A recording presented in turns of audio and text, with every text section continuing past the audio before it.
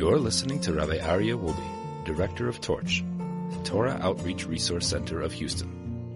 This is the Jewish Inspiration Podcast.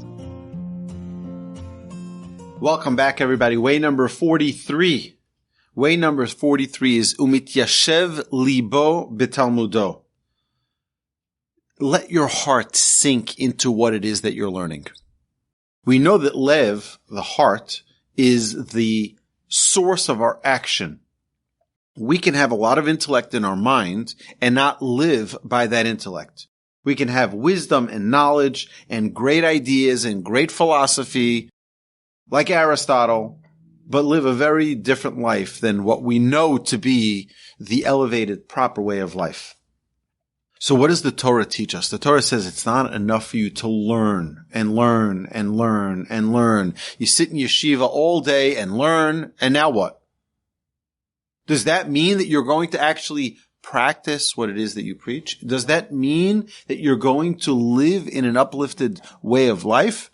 Well, not necessarily, which is why the Mishna reminds us, you're learning Torah. Great. Before you're done, make sure that you have a way to make it practical.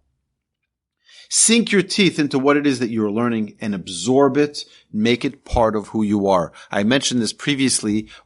Dear friend of mine, a very, very talented speaker.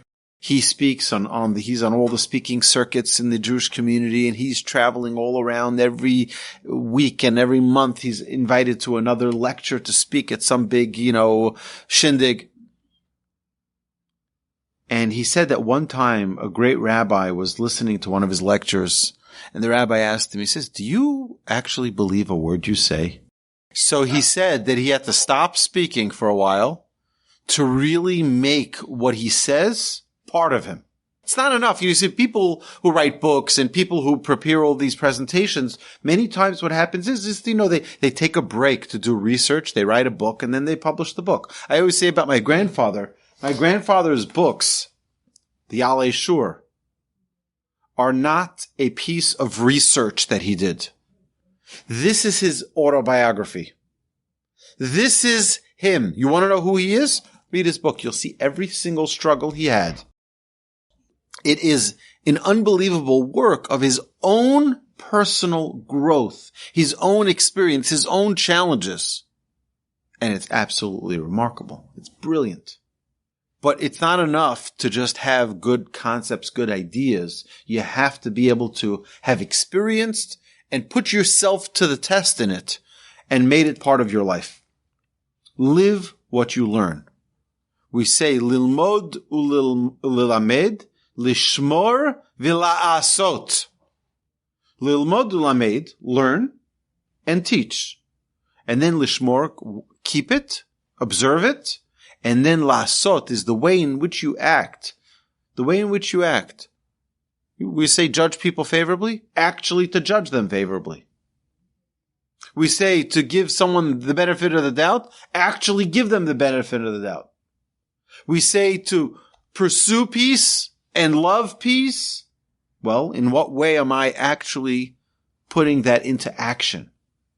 So we can have a lot of great ideas in our mind, but are we putting them into action, into fruition? And that's what Way 43 is about.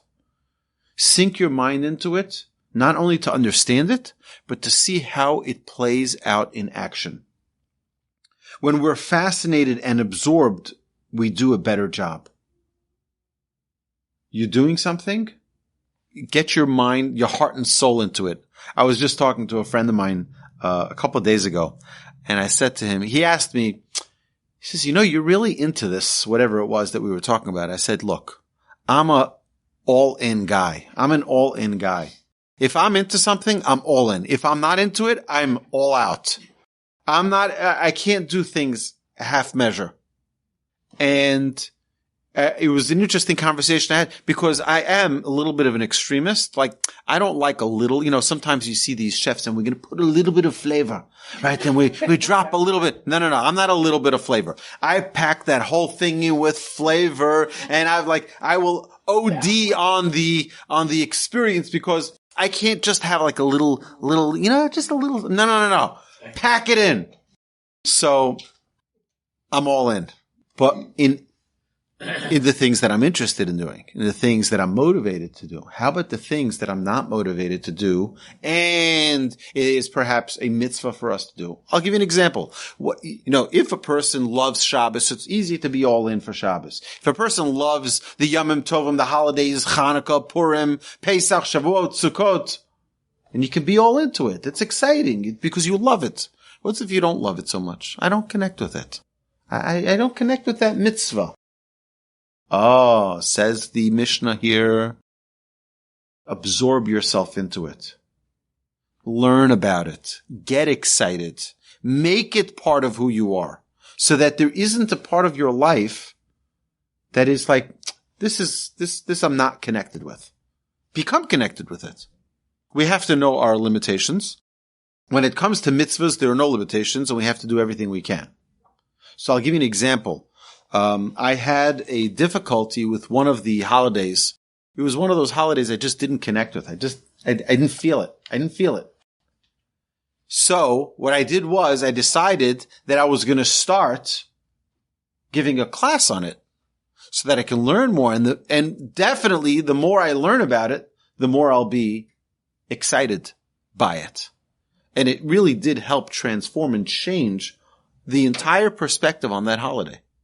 And now it's very beloved because I invested into it. I now understand it better than, you see, as children, we learn certain things just by osmosis. This is what we do in our home, so that's what we do. But we don't necessarily, someone can observe Shabbos their entire life and not feel Shabbos. Someone can observe, not to compare between holy and unholy, Thanksgiving, and it'd be a dreadful day for them because they have to meet Aunt Sally again or that uncle. But if a person doesn't realize what it is that when the whole family gets together and how special that is, if we don't take it all in, then it could be missing the potential that it should have. What I was saying about knowing our limitations. So I in a way, I try not to hide behind this, but I've said this numerous times. I have a lot of talents, but I also have a lot of limitations. One of my limitations is cooking. I don't know how to cook for the life of mine. Okay. I could make a wicked barbecue. I can make a cholent, and I can on a good day make eggs. My wife said to me today, she says, my wife unfortunately is not feeling well, so I try to do everything I can to try. I said, what can I do for you? She says, I'm really in a mood of a certain food. It's like rice noodles type of thing, and she has a special dressing for it, which is delicious, and she really wanted me to. I said, look, I have a lot of skills. I have a lot of talents. But cooking, is not, she says, you have to be brain dead not to know how to just boil it up like you boil up pasta. I'm like, I don't know how to do pasta. She says, boil up the water. You put it in and follow the instructions that's on the bag, which was pretty simple and straightforward. So I was like, you know what? I'm going to do it. I'm not going to be lazy, and I'm not going to say, this is just not my set of tools. I'm going to do it. So I do it, and I'm really proud of myself. And I prepare it on a plate nicely for my wife, and I prepare with the topping and with the, with the dressing and with what she wants on the side. And I bring it to the room, and she takes one bite. She's like, this isn't cooked. This is raw. I'm like, I'm sorry, but but I tried. We have to know what we're capable of, and we have to know where our strengths and weaknesses are. Now, that doesn't mean that we don't try. We should try, and we should put our effort forward. But know your limitations. Okay. When we're fascinated, it's energizing rather than energy draining. And like we mentioned previously, invest in a holiday, invest in a mitzvah, and it'll become yours. You'll be very connected to it, and you'll love it. So if we can do that about every area of life, then it'll become special to us. Hopefully we'll be successful in that. Connect your intellectual realization with your emotional hot buttons. So if we are able to, there are things that get us worked up. We mentioned this yesterday in class. We mentioned, current events. People are really worked up about current events. about the Supreme Courts and rulings and everything else. If we're able to invest our mind and connect it with those emotions, we'll be able to go far places. We'll be able to do tremendous things. The problem is that usually, and you can see by the reaction that many people are having, sadly, is that their emotions are not connected with their intellect anymore. And they say silly things, and they act in silly ways that are demeaning of their own human element. A real person is more fascinated than any TV character you will ever see. There are people who are fascinated by movie stars and athletes, and they're enamored by them, and they're like, oh my goodness, I wish I can. It's like, oh, I just saw yesterday, someone showed me a clip of an actress. She was asked who's her favorite actor. She says who her favorite actor. They said, oh, would you like me to introduce that? I can't. I won't be able to breathe. Right? It's just, relax. Take it easy. You know what? You know who's more fascinating than that actor or actress? Any one of us. Any single one of us are more fascinating than any actor you can imagine. A real person is more fascinating than any TV star you will ever meet. Set goals for living and pursue them with relentless fascination. Any goal that you have, set a goal, make it a real goal, and then just go for it. Go for it. I have a few examples to give you, but I've seen people who've set a goal to learn Mishna.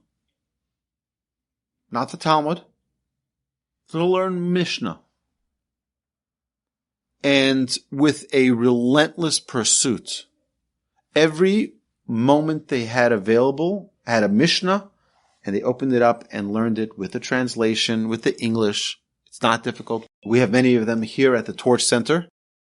And to just relentlessly pursue it, to relentlessly pursue our goals.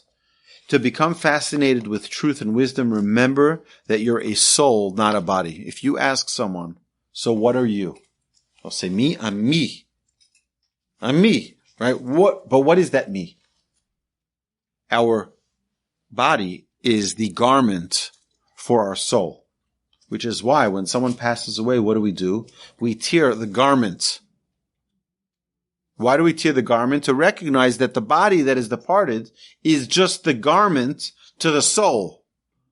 And we can tear a garment, and that, we don't want to tear a garment. We don't want to destroy a suit or a jacket, but we realize it's just something external. The body is just external to what we really are. You know what we really are? A soul, a very lofty, holy soul.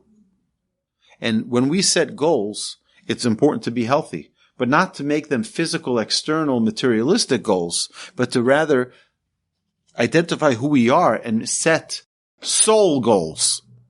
Goals that enrich our soul, elevate us, and put us on a whole new plane. So, way number 43 is don't let life pass you by without being fascinated by the things that are going on around you, without using your excitement for life to grow with it. Use that fascination to grow every single day, relentlessly. You've been listening to the Jewish Inspiration Podcast, a Torch production. Become a supporter at torchweb.org because your assistance enables more Torah learning around the globe. To find more lessons offered by Torch, please visit torchpodcasts.com.